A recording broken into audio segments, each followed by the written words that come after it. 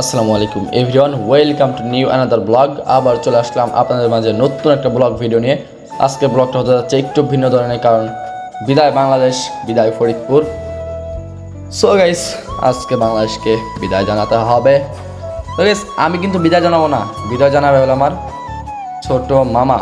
আমার ছোট মামা আজকে চলে যাচ্ছে বাংলাদেশ থেকে মালদ্বীপে, তাই ভাবলাম আপনাদের মাঝে ভিডিওটা শেয়ার করি।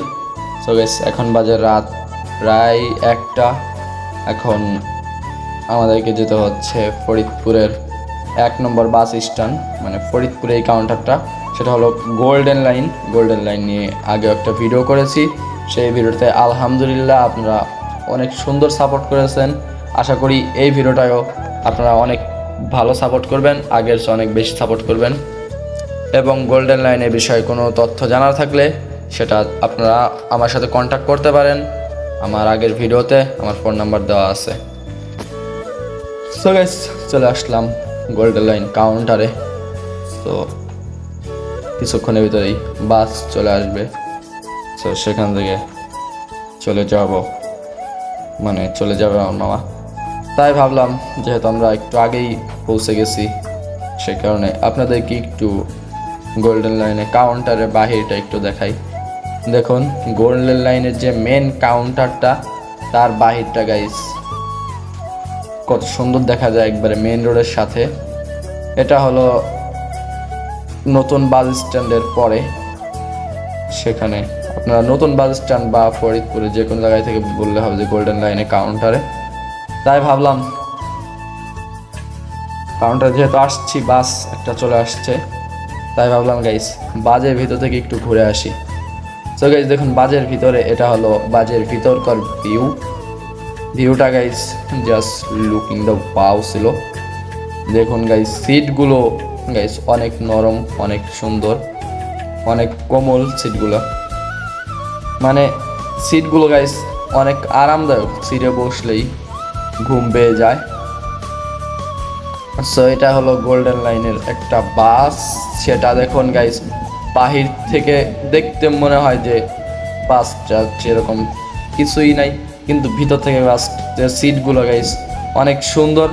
এটা হলো আমার মামা, তাই আপনাদেরকে একটু দেখালাম। সে বলছিল যে ভিডিওতে না দেখাতে, তারপরেও দেখাইলাম, কারণ ভিডিওটা আশা করি সেও দেখবে। সো মামা, আপনি যদি ভিডিওটা দেখেন তাহলে অবশ্যই ভিডিওতে একটা কমেন্ট করবেন। এবং গাইস, এই যে এই লাগেজগুলো বাসে উঠাই দিতেছি। দেখুন আমার ক্যামেরাম্যান লাগেজগুলো হাতে রাখছে একটা, আরেকটা দেখেন আমার মামা এগিয়ে দিতেছে। সো গাইস, বাংলাদেশ থেকে যাওয়ার সময় অনেক কষ্ট হয় একজন প্রবাসী যখন বাংলাদেশ থেকে চলে যায় ছুটি শেষ করে, তখন বুক ভরা কষ্ট নিয়ে আবার চলে যেতে হয় ওই দূর প্রবাসে। তারপর গাইস কিছু করার নেই, পরিবারের স্বপ্ন পূরণ করতে হলে যেতেই হবে, যতই কষ্ট হোক।